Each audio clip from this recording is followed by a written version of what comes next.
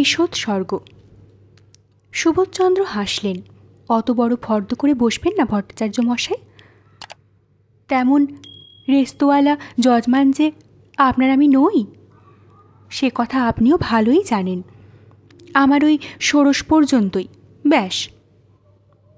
ভট্টাচার্য ক্ষুণ্ণভাবে বলেন, বহু প্রাচীন হয়েছিলেন তিনি, 4-20 কাছে বয়স হয়েছিল, তাই বলা। তাছাড়া তুমি তেমন উপায়ী না হলেও তার আরও 3 ছেলে রয়েছে রোজগারি, নাতিরাও সব কৃতি হয়ে উঠেছে। সুবোধচন্দ্র বাধা দিলেন, ওর সবই আমি জানি ভট্টাচার্য মশাই, তবু আমার যা ক্ষমতা আমি সে মতোই চলব। তুমি জ্যেষ্ঠ, শ্রদ্ধাধিকারী, সে নিয়মকানুন তো সবই পালন করছি, তা জানি।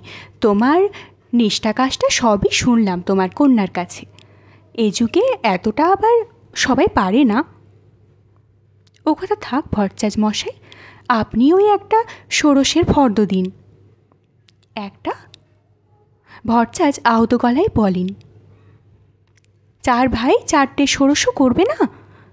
আর নাতিরা একটা ভুজ্জি। আমি আমার কথাই বলছি ভট্টাচার্য মশাই, আপনি বুঝতে পারছেন না কেন? তাই আশ্চর্য। ভট্টাচার্য তবু নাছোড়বান্দা গলায় বলেন, জানি তোমাদের হাড়ি ভিন্ন, তৎসত্ত্বেও মাতৃসাধ্যের সময় একত্র হয়ে করাই শাস্ত্রীয় বিধি। যার যা সাধ্য, তুমি বড়, তোমার হাতে তুলে দেবে। তুমি সৌষ্ঠব করে। সুবোধচন্দ্র এবার হেসে ওঠেন, হেসেই বলেন, শাস্ত্রীয় বিধিটাই জানেন ভট্টাচার্য মশাই, আর এ কথা জানেন না, ভাগের মা গঙ্গা পায় না। কেন আর বৃথা সময় নষ্ট করছেন? আমার ফর্দটা ঠিক করে দিন সময় থাকতে। ভট্টাচার্য বিদায় নিলে সুবল এসে দাঁড়ায়, বলে, জ্যাঠামশাই, মা একটা কথা বলছেন। মা? সুবোধচন্দ্র একটু নড়ে চড়ে বসলেন। সুবলের মার আবার কি বক্তব্য? ঘাট কামানো না পর্যন্ত প্রবোধকে আর সুবর্ণলতাকে এ বাড়িতেই থাকতে হয়েছে, পাড়া প্রতিবেশী জ্ঞাতি গোত্রের এই নির্দেশ। তাই বকুলকে নিয়ে এ বাড়িতেই রয়েছে সুবর্ণ, ছেলেরাও যাওয়া আসা করছে। এদিকে তো চাপা এসেই গেছে, চন্দন পারুল ওরাও আসবে শ্রাদ্ধের দিন। সে যাক, ওসব ব্যবস্থাপনার মধ্যে সুবোধ নেই। সুবর্ণ যে রয়েছে এ বাড়িতে তাও ঠিকমতো জানি কি না সন্দেহ। কাজেই মা আপনাকে একটা কথা বলবেন শুনে সন্দিগ্ধ গলায় বলেন, কি কথা? সুবল মাঝখানে সেই খণ্ডী স্বরূপ থাকলেও সুবর্ণলতার কণ্ঠটাই স্পষ্ট শোনা গেল। মার 4 ছেলে বর্তমান, নাতিরাও অনেকেই কৃতি হয়ে উঠেছে। মার তো বৃষৎসর্গ হওয়াই উচিত। সুবোধচন্দ্র অবশ্য তাদের বাড়ির মেজ বউকে কোনো দিনই লজ্জাশীলা মনে করেন না, কাজেই এই স্পষ্ট কণ্ঠস্বরে খুব একটা অবাক হন না। তবে বোধ করি একটু বিচলিত হন। গম্ভীর গলায় আসতে বলেন, উচিত সে কথা জানি মেজ বৌমা, কিন্তু ক্ষমতা বুঝে কথা, আমার ক্ষমতা কম। এবারে সুবলের মাধ্যমে কথা হয়, মা বলছেন, তা হোক, আপনি এগোন, আপনার পেছনে সবাই আছে। আমার পিছনে? সুবোধচন্দ্রের গলাটা যেন কাঁপা কাঁপা আর ভাঙা ভাঙা শোনায়। আমার পিছনে কেউ নেই সুবল, শুধু সামনে ভগবান আছেন। এইটুকুই তোর মাকে বলে দে বাবা, গতকাল এসব আলোচনা হয়ে গেছে। আমার 3 ভাই সব জবাব দিয়ে দিয়েছে, 30 টাকা করে দেবে, তার বেশি দিতে পারবে না। আমার অবস্থাও তদ্রূপ, কাজেই ও নিয়ে আর তোর মাকে বাড়ির মধ্যে যেতে বল সুবল। এটা অবশ্যই বাক্যে যবনিকা পাতের ইশারা, তৎরাচু সুবর্ণলতা যবনিকা পাত করতে দেয় না। হয়তো প্রবোধের এই নীচতার খবরে এখনও নতুন করে বিস্ময়বোধ করে, তাই কথা বলতে একটু সময় যায়। আর বলে, যখন তখন গলার স্বরটা প্রায় বুঝে আসার মতো লাগে, তবুও বলে, সুবল বলো জ্যাঠামশাই, মার একটা মিনতি রাখতেই হবে। মিনতি রাখতেই হবে? সুবোধচন্দ্র বিব্রত বোধ করেন। চিরকেলে পাগলা মানুষটা কি না কি আবদার করে বসে। কে জানে কি সংকল্প নিয়ে এমন তোড়জোড় করে তার দরবারে এসে হাজির হয়েছে। মুহূর্তের মধ্যেই অবশ্য এসব চিন্তা খেলে যায়। পরমুহূর্তে সুবোধের কণ্ঠ থেকে প্রায় হাসির সঙ্গে উচ্চারিত হয়, রাখতেই হবে। তোর মার যে এটা সাদা কাগজে সই করিয়ে নেবার মতো ইচ্ছে রে সুবল। কি বল শুনি। মা নিজেই বলেছেন। বলে সুবল সরে দাঁড়ায়।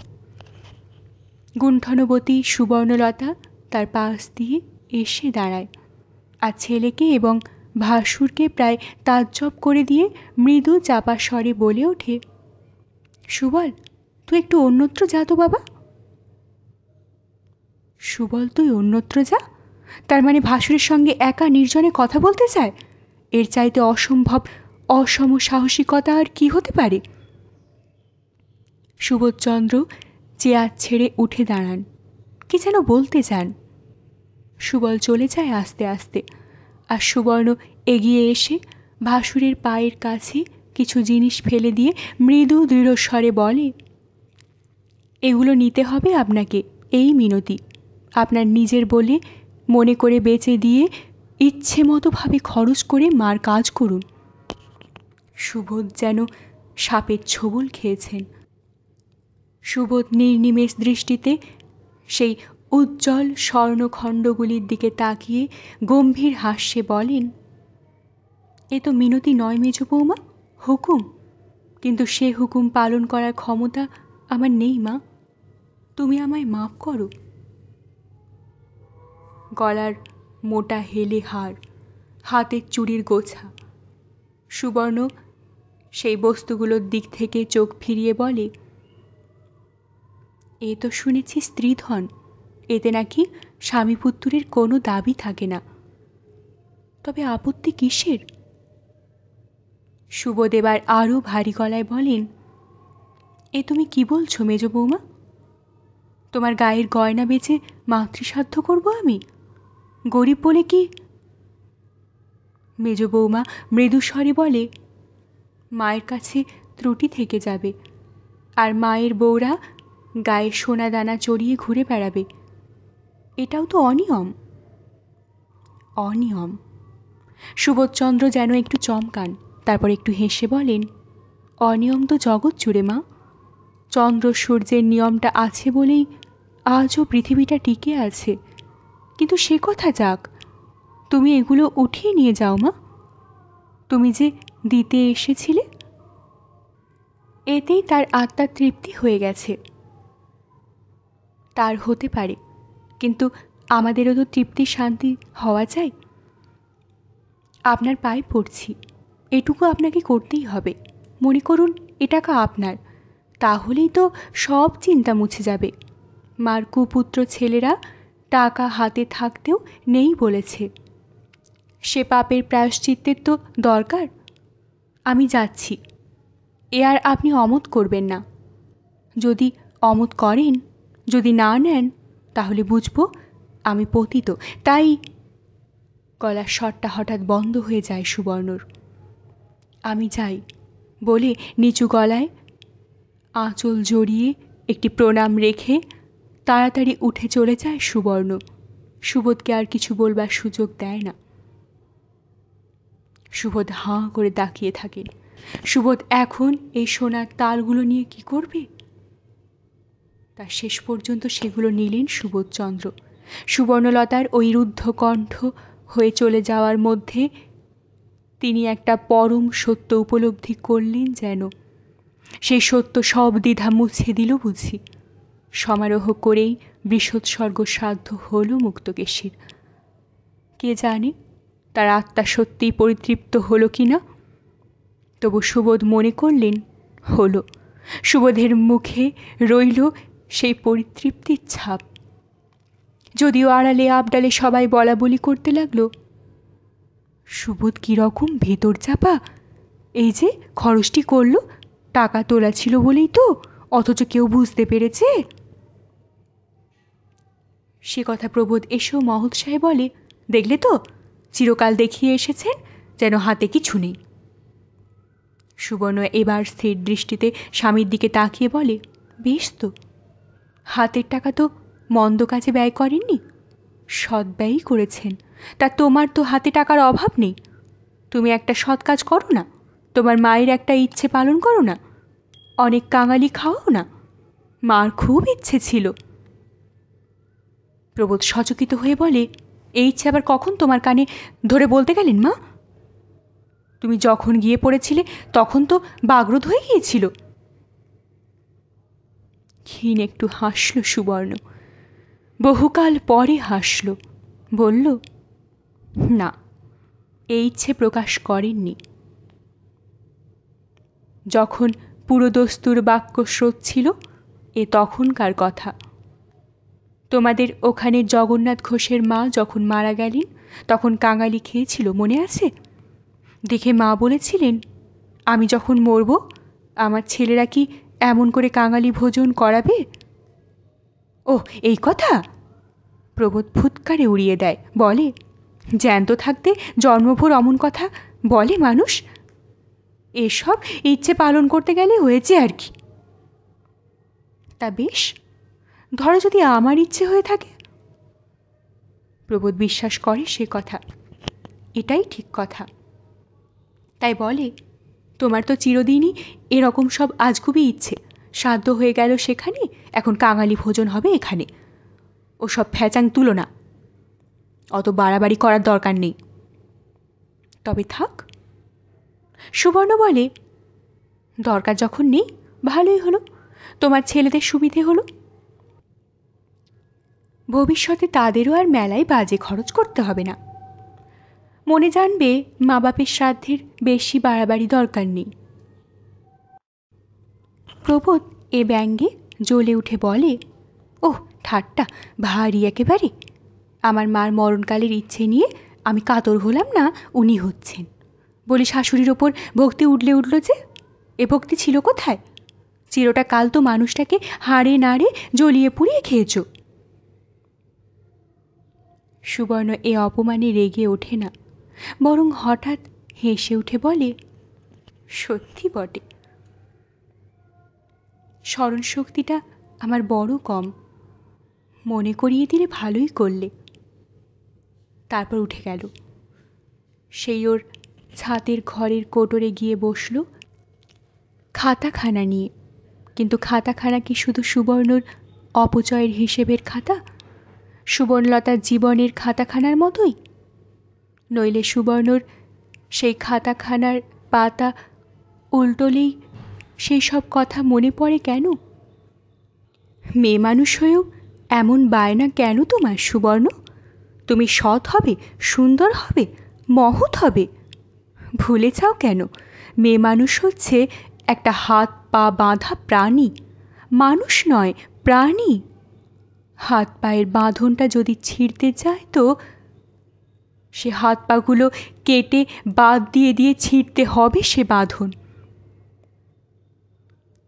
কেন লেখা থাকে, তবু বাঁধন ছেঁড়ার সাধনাটা চালিয়ে যেতে হবে তাকে, কারণ তার বিধাতা ভারী কৌতুক প্রিয়। তাই ওই হাত পা বাঁধা প্রাণী মাত্রগুলোর মধ্যে হঠাৎ হঠাৎ ঢুকিয়ে দিয়ে বসে থাকেন বুদ্ধি, চেতনা, আত্মা। বহুদিন পরে মামা শ্বশুর বাড়িতে বেড়াতে এলো সুবর্ণ। বড় ছেলে ভানু সম্প্রতি একটা গাড়ি কিনেছে। বড় বউ বলল, আপনার ছেলে আসুন না মা, তখন বরং যাবেন। সুবর্ণ তবু ভাড়াটে গাড়ি করেই গেল। বলল, ও বাড়িতে বরাবর ভাড়াটে গাড়ি করে গেছি বৌমা, জুড়ি গাড়ি যাক। বউ বিড়বিড় করে বলল, যত্ন আদর না নিলে আর কে দেবে? সুবর্ণ গাড়িতে গিয়ে উঠল।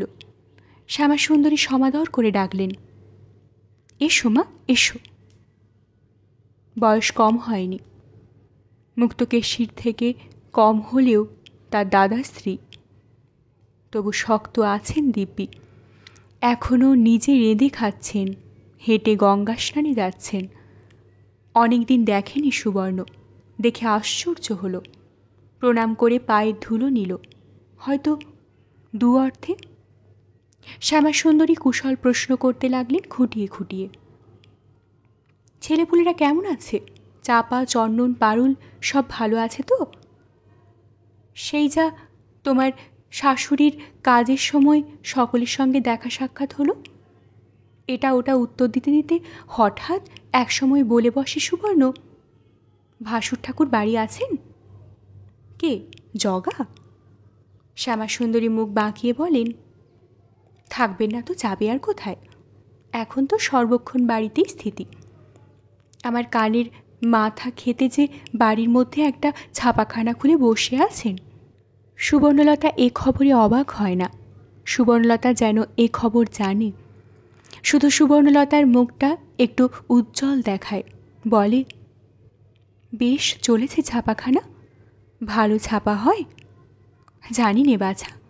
শ্যামাসুন্দরী অগ্রাহ্য ভরে বলেন, রাত দিন তো শব্দ তো হচ্ছে, বলে নাকি খুব লাভ হচ্ছে, বলে বয়সকালে এ বুদ্ধি হলে লাল হয়ে যেতাম। 7 জন্মে তো রোজগারের চেষ্টা দেখিনি, ওই ফোঁটা কাটতো আর মালা ঘুরাতো। তাছাড়া পাড়ার লোকের জন্ম, মৃত্যু, বিয়ে, রোগ, শোক, দুর্গোৎসব এসব নিয়েই ছিল। হঠাৎ এই খেয়াল মাথায় ঢুকিয়েছে ওই নিতাই, নিজের আখের গোছাতেই বোধহয় এই প্রয়োজনা দিয়েছে। বলে বাড়িখানা থেকে কিছু উসুল করি, তা তোমার সঙ্গেই ওই ঝিয়ের হাতে আবার অত সব কি বৌমা? সুবর্ণ কুণ্ঠিতভাবে বলে, কিছু না, 4টি ফল, আপনি একটু মুখে দেবেন। ভাসুর ঠাকুর একটু আপনাকে আজ একটা কথা বলতে এসেছি মাইমা। শ্যামাসুন্দরী সুবর্ণর কুণ্ঠিত ভাব দেখে আশ্চর্য হন, বলেন, কি গো বাছা? বলছিলাম কি থেমে যায় সুবর্ণ। শ্যামাসুন্দরী সমধিক অবাক হন। সুবর্ণলতার এমন কুণ্ঠিত মূর্তি, ও তো সদাই সপ্রতিভ। তাছাড়া কুণ্ঠার মধ্যে কেমন যেন প্রার্থী ভাব। টাকা ধার চাওয়ার ক্ষেত্রেই এমনটা দেখা যায়, কিন্তু সুবর্ণলতার ক্ষেত্রে তো সে আশঙ্কা ওঠে না। তবে শ্যামাসুন্দরীর প্রশ্নমুখর দৃষ্টির সামনে একটু অপ্রতিভ হাসি হাসে সুবর্ণ। তারপর আঁচলের তলা থেকে একটা মলাট বাঁধানো মোটা খাতা বার করে বলে ফেলে, ভাসুর ঠাকুর ছাপাখানা খুলেছেন শুনেছিলাম, তাই একটু শখ হয়েছে, সেই ইয়েতেই আসা। আমি তো আর নিজে মুখে বলতে পারবো না, আপনি যদি বলে দেন। শ্যামাসুন্দরী বার্ধক্যের চোখে কৌতূহল ফুটিয়ে বলেন, কি জন্যে কি বলবো? আমি তো কিছু বুঝতে পারছি না বৌমা। সুবর্ণলতা মৃদু হাসে, বুঝতে পারবেনও না, তাহলে বলি শুনুন। ছেলেবেলা থেকে আমার একটু লেখার শখ আছে, জীবনভর সকলের অসাক্ষাতে একটু একটু লিখেছি। এই পদ্যটা আর কি, ইদানিং গল্প টল্প ধরনের কিছু লেখা আছে, তবে ছাপবার কথা স্বপ্নেও ভাবিনি। ভাসুর ঠাকুর ছাপাখানা খুলেছেন শুনে অবধি মনে উদয় হয়েছে, একখানা বই মতো করে যদি ছাপানো যায়, তা খরচা লাগে আমি দেব, শুধু আগে কেউ যেন জানতে না পারে। একেবারে বই হলে জানবে, দেখবে। তা আপনি একটু বলে দেখুন না মামিমা, যদি একটু দেখেন। এখন ভাসুর ঠাকুর। প্রৌঢ় সুবর্ণলতার চোখে যেন ভাবাকুল অবুধ কিশোরী দৃষ্টি। যে সুবর্ণলতা সমুদ্রের স্বপ্ন দেখত, সে সুবর্ণলতা কি আজও মরেনি? কোথাও কোনোখানে এতটুকু প্রাণ আহরণ করে বেঁচে আছে? কোথায় আছে সেই অফুরন্ত অগ্নি, যা আজীবন বরফ জল নিক্ষেপেও নিভে যায় না? শ্যামাসুন্দরী তবুও বিস্মিত প্রশ্ন করেন, বই ছাপা হবে? কোথায় সেই বই? সুবর্ণ মৃদু হেসে বলে, বই তো পড়ে, ছাপা হবে এই খাতাটা। এইটা না হয় নিয়ে যান ভাসুর ঠাকুরের কাছে, উনি ঠিক বুঝতে পারবেন। খাতাখানা হাতে নিয়ে উল্টে পাল্টে দেখে শ্যামাসুন্দরী হতবম্ব গলায় বলেন, এসব লেখা তুমি লিখেছ এ খাতা ভর্তি? ওই তো পাগলামি, হাসে সুবর্ণ। নিজের মন থেকে না কিছু দেখে? সুবর্ণলতা ছেলে মানুষের মতো শব্দ করে হেসে ওঠে, না দেখে লিখব কি, তাহলে আর নিজের লেখা হলো কোথায়? শ্যামাসুন্দরী বিস্ময় ভাঙে না। তা হ্যাঁ গো মেজ বৌমা, এত কথা তোমার মনে মাথায় এলো কি করে? সুবর্ণলতার মুখে আসে, মনে মাথায় আসে, তা লিখতে পারলে এরকম সহস্রগান খাতাতেও কুলোতো না মামিমা। তবে বলে না আর সে কথা। শ্যামাসুন্দরী উঠে যান। কিছুক্ষণ পরে প্রেস মালিক জগন্নাথচন্দ্র এসে অদূরে দাঁড়ান। চেহারা প্রায় একই রকম আছে, তেমনি আঁটো সাঁটো, খাট মৃগুরে গঠন, তেমনি হত্তেলের মতো রং, বদলের মধ্যে কিছু চুল পেকেছে। আগের মতোই পরনে একটা লাল ছালটি, গলায় রুদ্রাক্ষ, কপালে রক্তচন্দনের ফোঁটা। তার মানে এই বেশেই ছাপাখানায় বসেন তিনি। এসে দাঁড়িয়ে গলা খাঁকড়ি দিয়ে বলেন, মা জিজ্ঞাসা করো তো বৌমাকে, এ হাতের লেখা কার? ইশারায় উত্তর পেয়ে শ্যামাসুন্দরী মহোৎসাহে বলেন, বললাম তো সবই বৌমার লেখা। চমৎকার হাতের লেখা তো। সব প্রশংস দৃষ্টিতে খাতার পৃষ্ঠাগুলো উল্টোতে উল্টোতে যোগু বলেন, মেয়ে ছেলেদের হাতের লেখা এমন পাকা সচরাচর দেখা যায় না, কিসে থেকে নকল করেছেন? শ্যামাসুন্দরী বলে ওঠেন, এই দেখো ভুতুড়ে কথা, বললাম যে এই সমস্ত বৌমা নিজের মন থেকে বানিয়ে বানিয়ে লিখেছে। বই লিখিয়েরা যেমন লেখে আর কি। বলো কি, এই গদ্য পদ্য সব সব। এখন আর শ্যামাসুন্দরী জ্ঞানদাত্রী।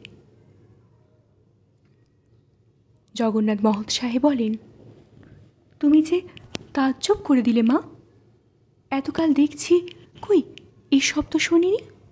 শ্যামাসুন্দরী বলেন, শুনবি কোথা থেকে? মেজ বৌমা তো নিজের গুণ জাহির করে বেড়ানোর মেয়ে নয়। তো ছাপাখানার বাতটা শুনে স্বাদ হয়েছে, বলছে যা খরচ পড়বে দেবে, তুই শুধু দেখে শুনে। খরচের কথা আসছে কোথা থেকে? খরচের কথা? যোগু হই হই করে ওঠে, আমার প্রেসে আবার খরচ কি? রেখে দিয়ে যান বৌমা, কালই প্রেসে চড়িয়ে দেব। কিন্তু অবাক হয়ে যাচ্ছি বৌমার গুণ দেখে। না, পেশির সংসারে এই মেজ বৌমাটি এসেছিলেন সাক্ষাৎ লক্ষ্মী, ভগবান দিয়েছেনও তাই ঢেলে মেপে।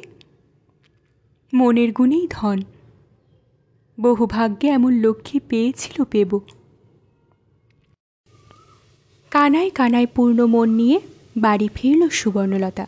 ভাবতে লাগলো, ভগবানের ওপর অবিশ্বাস এসে গেলেই বুঝি তিনি এইভাবে আপন করুণা প্রকাশ করেন। মানুষের ওপর প্রত্যাশা হারালেই ভগবানের ওপর আসে অবিশ্বাস।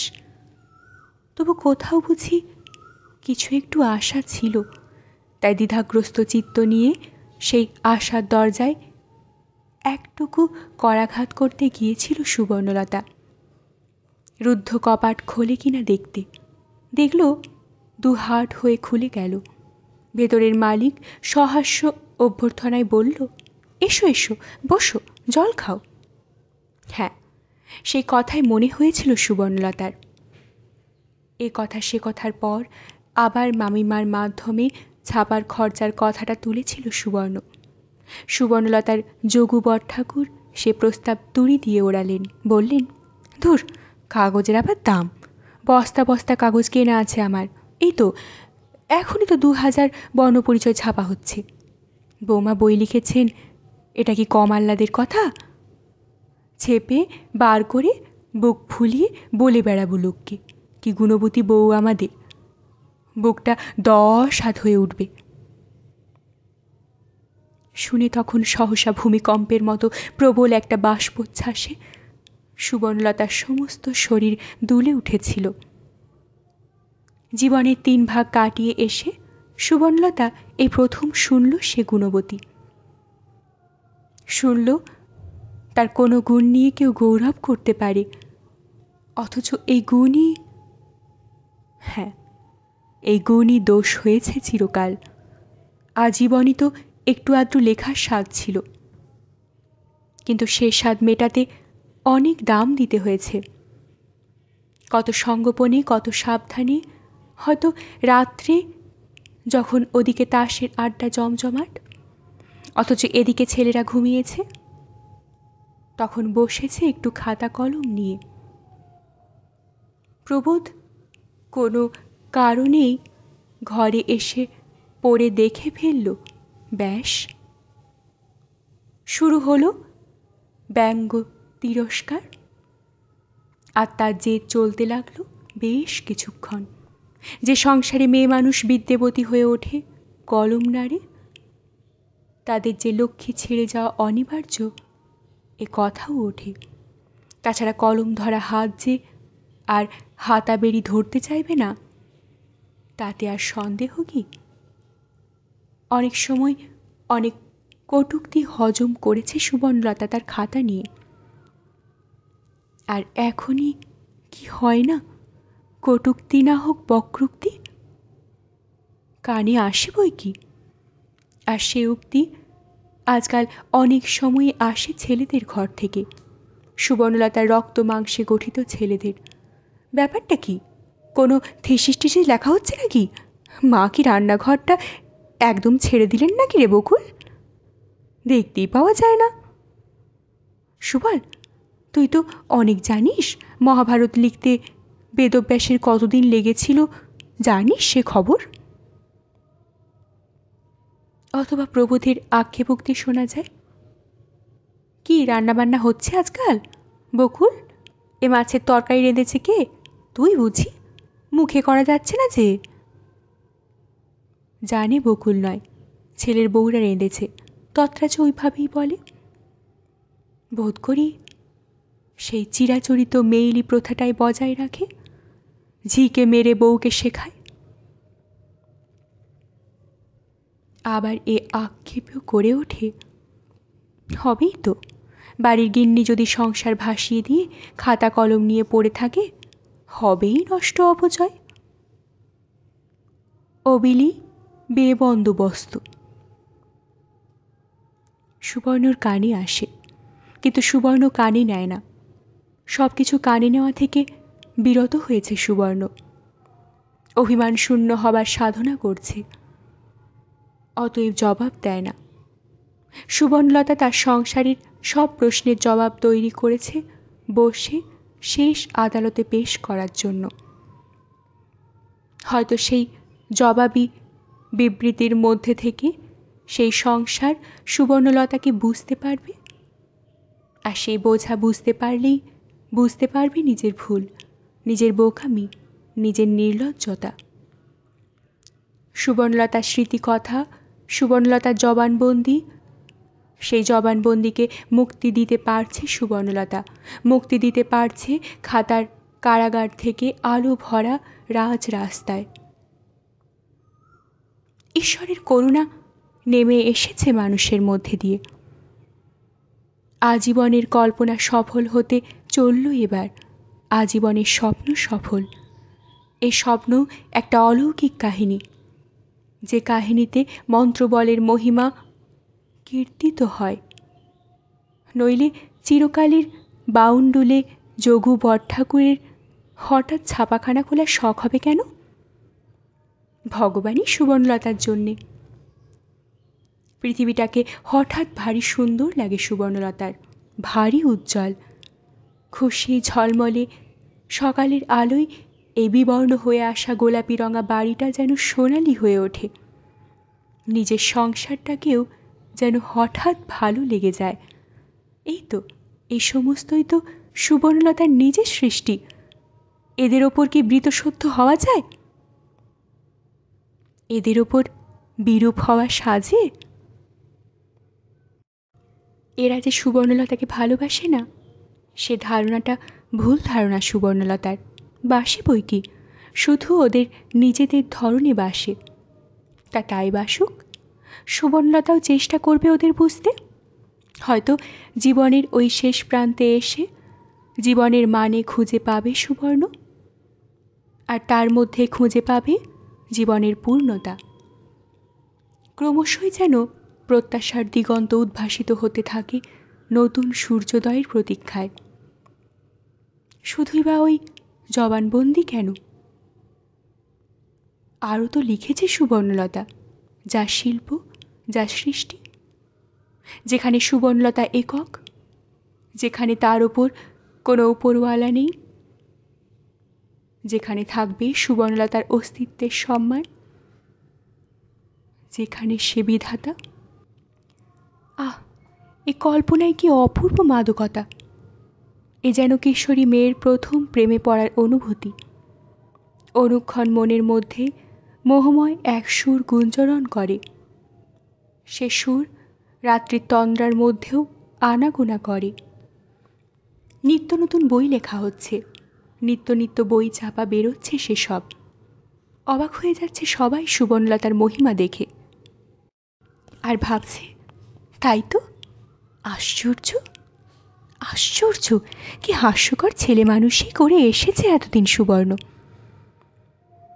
এই তুচ্ছ সংসারের বিরূপতা আর প্রসন্নতার মধ্যে নিজের মূল্য খুঁজে এসেছে, হিসেব কষেছে লাভ আর ক্ষতির। অথচ সুবর্ণলতার নিজের মুঠোর মধ্যে রয়েছে রাজার ঐশ্বর্য। সুবর্ণলতার ওই হলুদ 5 ফোড়নের সংসারখানা নিক না যার খুশি, নিয়ে বরং রেহাই দিক সুবর্ণলতাকে। সুবর্ণলতার জন্যে থাক এক অনির্বচনীয় মাধুর্য লোক। কি আনন্দ, কি অনাস্বাদিত সুখ স্বাদ! সুবর্ণলতার জীবন খাতার এ অধ্যায়খানি যেন জ্যোতির কণা দিয়ে লেখা।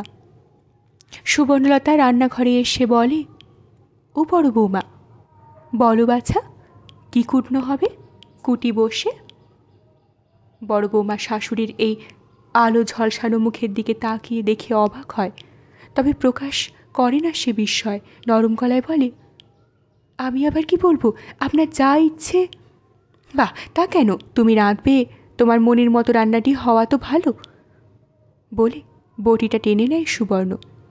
আবার হয়তো এ কথাও বলে, তোমরা তো রোজই খেটে সারা হচ্ছ বৌমা, আমার অভ্যাস খারাপ হয়ে যাচ্ছে। কি রান্না হয় বলো, আমি রাঁধি। বউরা বলে, আপনার শরীর খারাপ? সুবর্ণ মিষ্টি হাসি হাসে। খারাপ আবার কি বাবু, খাচ্ছি দাচ্ছি ঘুরছি ফিরছি। তোমাদের শাশুড়ি চালাক মেয়ে, বুঝলে, কাজের বেলাতেই তার শরীর খারাপ। ওরা অবাক হয়, ওরা শাশুড়ির এমন মধুর মূর্তি দেখেনি এসে পর্যন্ত। ওরা ভাবে ব্যাপারটা কি। সুবর্ণ ওদের বিস্ময়টা ধরতে পারে না। সুবর্ণ আর এক জগৎ থেকে আহরণ করা আলোর কণিকা মুঠো মুঠো ছড়ায়। ভানু মাছের মুড়ো দিয়ে ছোলার ডাল ভালোবাসে, তাই বরং হোক আজ। কানুটা বড়া দিয়ে মোচার ঘণ্ট ভক্ত, হয়নি অনেক দিন। 2টো ডাল ভিজৌ তো মেজ বৌমা। ওগো, আজ মোচা এনো তো। বাজার করার ভার প্রবোধের। এই মহান কর্মভার অবশ্য সে স্বেচ্ছায় বরণ করে নিয়েছে। ছেলেরা চক্ষু লজ্জার দায়ে কখনো কখনো বলে বটে, আমাদের বললেই পারে, নিজে এত কষ্ট করার কি দরকার। তবে সে কথা গায়ে মাখে না প্রবোধ। কিন্তু সেই বাজার বেলায় সুবর্ণলতা তাকে ডেকে হেঁকে বিশেষ কোনো জিনিস আনতে হুকুম দিয়েছে, এ ঘটনা পাই অভূতপূর্ব। অন্তত বহুকালের মধ্যে মনে পড়ে না। বোধ করি ছেলেমেয়েরা যখন ছোট ছোট, তখন তাদের প্রয়োজনে বিস্কুট কি লজেন্স, বার্লি কি মেলিন্স ফুড ইত্যাদি অর্ডার দিয়ে এসেছে বেরোবার মুখে। কিন্তু মুখের রেখায় ওই যে আহ্লাদের জ্যোতি, এ বস্তু কি দেখা গিয়েছে কোনো দিন? দেখা যেত, ওই আলোর আভা দেখা যেত কখনো কখনো সুবর্ণর মুখে, কিন্তু সে আভা আগুন হয়ে প্রবোধের গাত্রদাহ ঘটাত। স্বদেশী হুজুকের সময় যখনই কোনো বিদঘুটে খবর বেরোতো, তখনই সুবর্ণর মুখে আলো জ্বলত। আলো জ্বলত যখন নতুন কোনো বই হাতে পেত, আলো জ্বলত যখন বাড়ির ছোট ছোট ছেলে মেয়েগুলোকে একত্রে বসিয়ে পাঠশালা খেলা ভেদে তারস্বরে তাদের দিয়ে পদ্য মুখস্থ করাত। আলো জ্বলত যদি কেউ কোনোখান থেকে বেরিয়ে বা তীর্থ করে এসে গল্প জুড়ত। তাছাড়া আর এক ধরনের আলো আর আবেগ ফুটে উঠেছিল সুবর্ণলতার মুখে। ইংরেজ জার্মান যুদ্ধের সময় সে এক ধরন, যেন সুবর্ণলতারই জীবন মরণ নিয়ে যুদ্ধ হচ্ছে। দেশের রাজা ব্রিটিশ, অথচ সুবর্ণর ইচ্ছে জার্মানরা জিতুক। তাই তর্ক, উত্তেজনা, রাগারাগি। মেয়ে মানুষ, তাও রোজ খবরের কাগজ না হলে ভাত হজম হবে না। তা সে প্রকৃতিটা বয়সের সঙ্গে সঙ্গে বদলাচ্ছে। এ তো ইদানিং আবার যে সরাজ হুজুক উঠেছে, তাতে তো কোনো আগ্রহ দেখা যায় না, বরং যেন অগ্রাহ্য।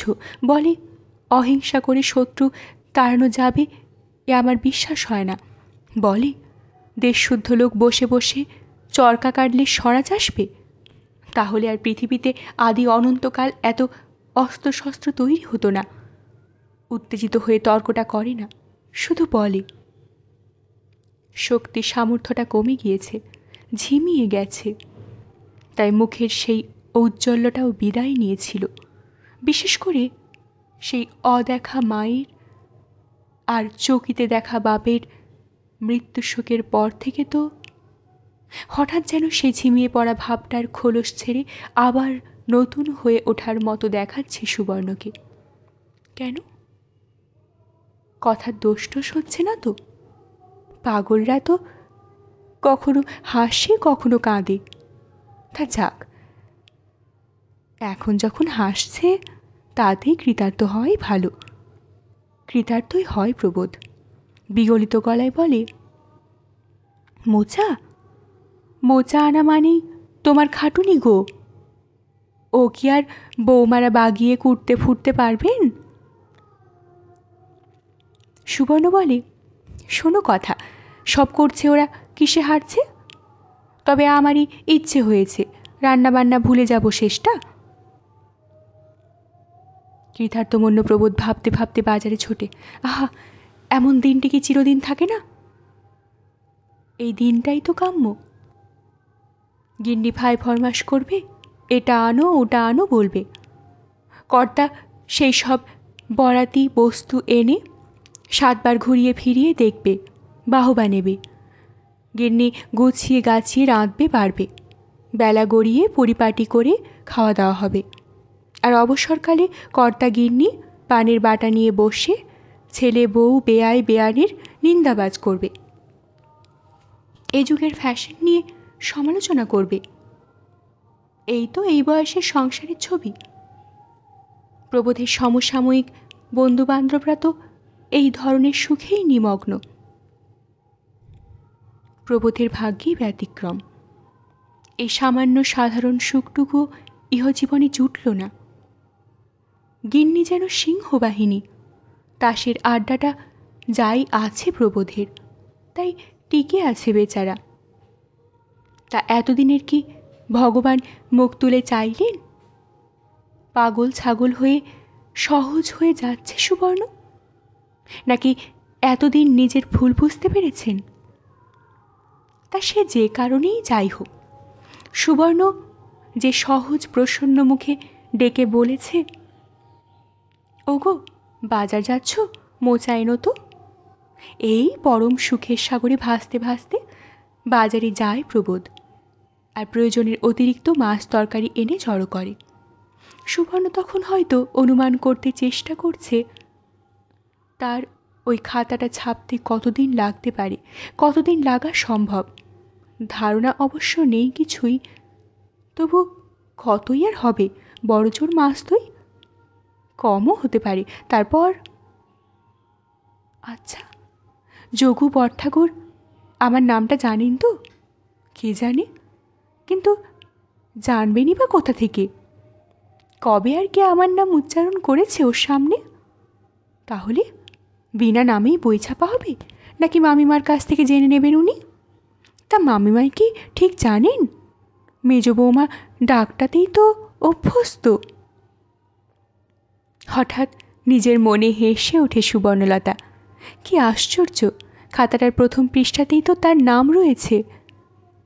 যে হাতের লেখার প্রশংসা করেছেন যোগু বরঠাকুর, সেই হাতের লেখাটিকে আরও সুছাঁদ সুন্দর করে ধরে ধরে নামটি লেখে নি একবার সুবর্ণ। হ্যাঁ, পরম যত্নে পরম সোহাগে কলমটি ধরে ধরে লিখে রেখেছিল সুবর্ণ, শ্রীমতী সুবর্ণলতা দেবী। সেই লেখা চোখ এড়িয়ে যাবে? এড়িয়ে যাবে না, চোখ এড়িয়ে যাবে না। নামটা মুখস্থ করবার মতো বারবার মনে মনে এই কথা উচ্চারণ করতে থাকে সুবর্ণ। চোখ এড়িয়ে যাবে না। বইয়ের ওপর লেখা থাকবে শ্রীমতী সুবর্ণলতা দেবী। সুবর্ণলতার মা জেনে গেল না এই খবর। এত আনন্দের মধ্যেও সেই বিষণ্ণ বিষাদের সুরটা যেন একটা অস্পষ্ট মূর্ছনায় আচ্ছন্ন করে রাখে। মা থাকতে এই পরম আশ্চর্য ঘটনাটা ঘটলে মাকে অন্তত একখণ্ড বই পার্সেল করে পাঠিয়ে দিত সুবর্ণ। এ বাড়ির কাউকে দিয়ে নয় অবশ্য, মামিমাকে দিয়ে ওই যোগু বরঠাকুরকে বলিয়ে করিয়ে দিত কাজটা। মা প্রথমটায় পার্সেল পেয়ে হকচকিয়ে যেত, ভাবত এ কি। তারপর বাঁধন খুলে দেখত দেখত দেখত বইয়ের লেখিকা শ্রীমতী সুবর্ণলতা দেবী। তারপর কি মার চোখ দিয়ে দু ফোঁটা জল গড়িয়ে পড়তো না? সুবর্ণলতার মনটা যেন ইহলোক পরকালের প্রাচীর ভেঙে দিতে চায়, যেন তার সে অদেখা বইটার সেই ভাঙা প্রাচীরের ওধারে গিয়ে ধরে দিতে চায়। সুবর্ণ দেখতে পায় সুবর্ণর মা সুবর্ণ স্মৃতিকথা পড়ছেন। পড়ার পর শুধুই কি সেই দু ফোঁটা আনন্দাশ্রুই ঝরে পড়ে শুকিয়ে যাবে? সেই শুকনো রেখার ওপর দিয়ে ঝর্ণা ধারার মতো ঝরে পড়বে না আরও অজস্র ফোঁটা? দেখতে পাচ্ছেন কিভাবে কাঁটা বনের ওপর দিয়ে রক্তাক্ত হতে হতে জীবনে এতটা পথ পার হয়ে এসেছে সুবর্ণ। মা বুঝতে পারছেন সুবর্ণ আশার নয়। কোন কোন অংশটা পড়তে পড়তে মা বিচলিত হতেন, আর কোন কোন অংশটা পড়ে বিগলিত ভাবতে চেষ্টা করে সুবর্ণ। নিজের হাতের সে লেখাগুলি যেন দৃশ্য হয়ে ভেসে ওঠে, পরপর নয়, এলোমেলো। সেই দৃশ্যগুলি হুড়োহুড়ি করে সামনে আসতে চায়, যেন এক প্যাকেট তাসকে কে ছড়িয়ে দিয়েছে। অনেক বয়সের অনেকগুলো সুবর্ণ ছড়িয়ে পড়ে সেই অসংখ্য দৃশ্যের মধ্যে।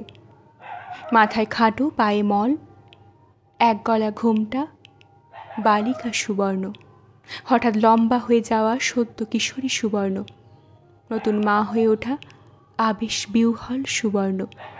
তারপর আচ্ছা, ওই ঘোমটা দেওয়া ছোট্ট মাপের সুবর্ণর ঘোমটাটা হঠাৎ খুলে গেল যে। কি বলছে ও? কি বলছে? সে কথা শুনতে পাচ্ছে সুবর্ণলতা? তাড়িয়ে দিলে? তোমরা আমার বাবাকে তাড়িয়ে দিলে? আমাকে নিয়ে যেতে দিলে না কেন? কেন? কি করেছি আমি তোমাদের, তাই এত কষ্ট দেবে আমাকে? কে বলেছিল আমাকে তোমাদের বাড়ির বউ করতে? শুধু শুধু ঠকিয়ে ঠকিয়ে বিয়ে দিয়ে চলে যাব আমি, তোমাদের বাড়ি থেকে চলে যাব। তোমাদের মতো নিষ্ঠুরদের বাড়িতে থাকলে মরে যাব আমি। সুবর্ণলতা অন্য আর এক গলার উচ্চ নিনাদ শুনতে পাচ্ছে।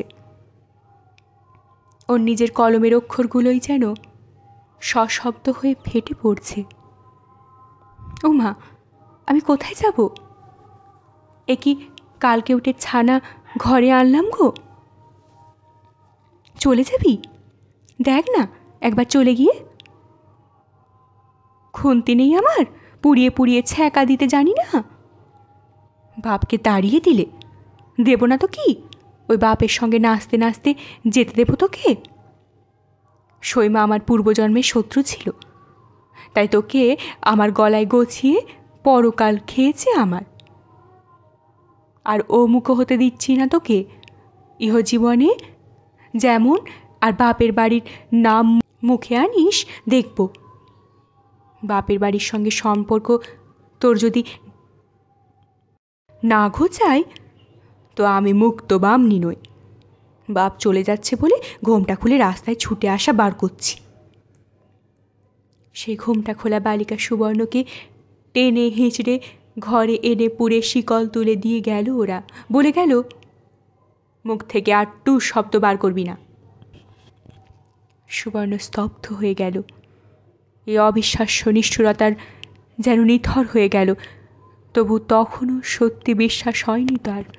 এই নিষ্ঠুরতার কারাগারে চিরদিনের মতো থাকতে হবে তাকে। মনে করছিল কোনো মতে একবার এদের কবল থেকে পালিয়ে যেতে পারলেই সব সোজা হয়ে যাবে। তাই পালাবার মতলব ভেজেছিল বসে বসে। রাস্তা চেনে না তাতে কি? রাস্তায় বেরোলেই রাস্তা চেনা যায়। রাস্তায় লোককে জিজ্ঞেস করলেই হবে। সুবর্ণদের বাড়িটা রাস্তার লোক যদি না চেনে তো সুবর্ণ তার স্কুলটার নাম করবে। স্কুলটাকে নিশ্চয়ই সবাই চেনে। বেথুন স্কুলে তো নাম করা জায়গা। হে ঠাকুর, একবার সুবর্ণকে সুযোগ দাও পালিয়ে যাবার। সুবর্ণ রাস্তার লোককে জিজ্ঞেস করে করে একবার স্কুলে গিয়ে পৌঁছে যাক, তারপর আর বাড়ি যেন আটকায় কে। রোজ যেমন করে চলে যেত তেমনি করে চলে যাবে। চলে গিয়ে বাবাকে বলবে, দেখলে তো বাবা, তুমি আনতে পারলে না, আমি নিজে নিজেই চলে এলাম।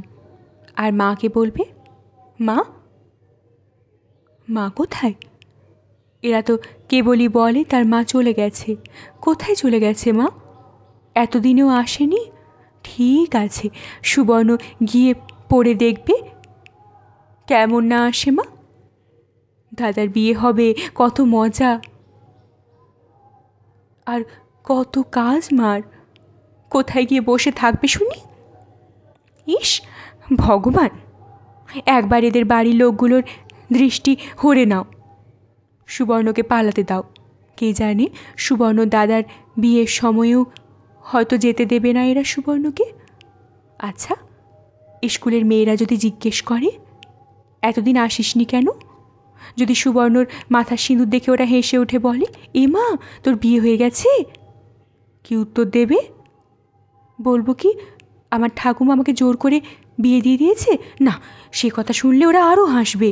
তার চাইতে সিঁদুরটা আচ্ছা করে মুছে নেব রাস্তায় বেরিয়ে। রাস্তায় কলে ধুয়ে ঘষে সাদা করে ফেলবো।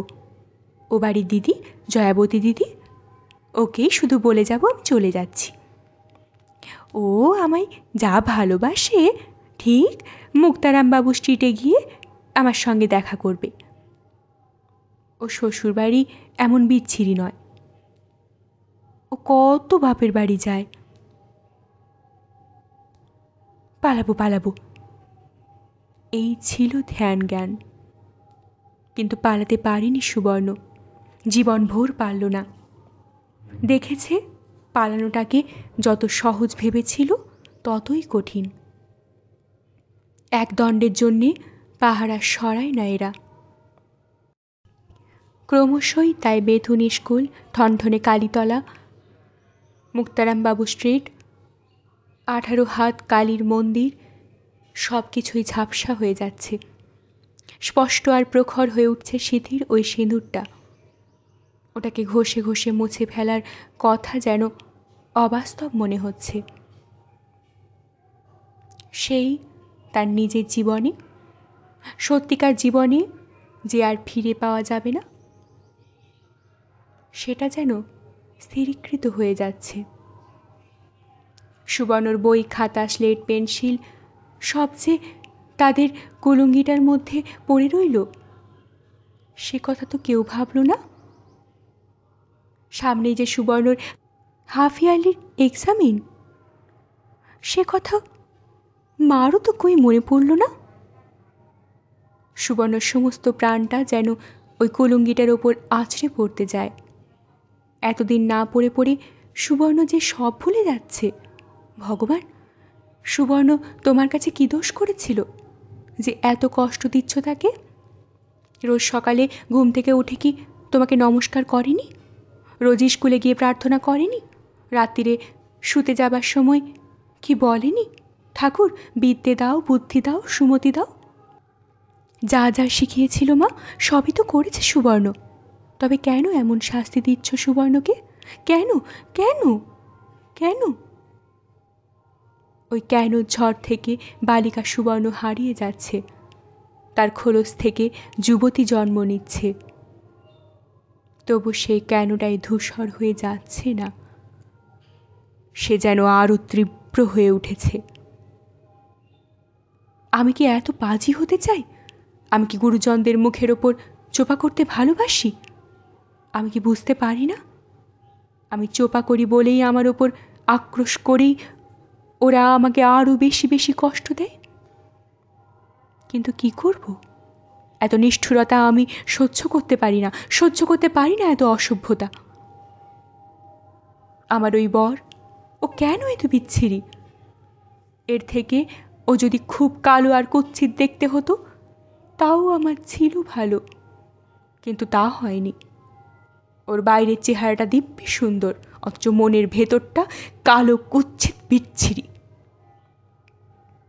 ও মিছিমিছি করে আমাকে বলেছিল লুকিয়ে আমাকে আমার বাপের বাড়ি নিয়ে যাবে। সে কথা বিশ্বাস করে ওকে ভালোবেসেছিলাম আমি, ভক্তি করেছিলাম, ও সব কথা রেখেছিলাম, খারাপ বিচ্ছিরি সব কথা। কিন্তু ওর কথা ও রাখেনি। রোজ ভুলিয়ে ভুলিয়ে শেষ অবধি একদিন হা হা করে হেসে উঠে বলেছিল, ও বাবা, একবার গিয়ে পড়লে কি আর তুমি আসতে চাইবে? নির্ঘাত সেখানে থেকে যাবে? এমন পরীর মতন বউটি আমি হারাতে চাই না বাবা। কত দিব্যি কাড়লাম যে আবার ফিরে আসব, তবু বিশ্বাস করল না। ও আমায় বিশ্বাস করে না, আমি ওকে বিশ্বাস করি না। ও নাকি আমায় ভালোবাসে, বলে তো তাই সব সময়। কিন্তু ভগবান, আমার অপরাধ নিও না, আমি ওকে ভালোবাসি না। ওকে ভালোবাসা আমার পক্ষে অসম্ভব। ওর সঙ্গে এক বিন্দু মেল নেই আমার, তবু চিরদিন ওর সঙ্গেই ঘর করতে হবে আমায়। ভালো লাগলে অবশ্যই লাইক করবেন, শেয়ার করবেন। পরবর্তী পর্বে চোখ রাখতে চ্যানেলটিকে অবশ্যই সাবস্ক্রাইব করবেন ও প্রতিটি পর্ব মিস না করার জন্য বেল আইকনটি প্রেস করবেন। আপনাদের অভিমত কমেন্ট বক্সে অবশ্যই জানাবেন। অনেক ধন্যবাদ। নমস্কার।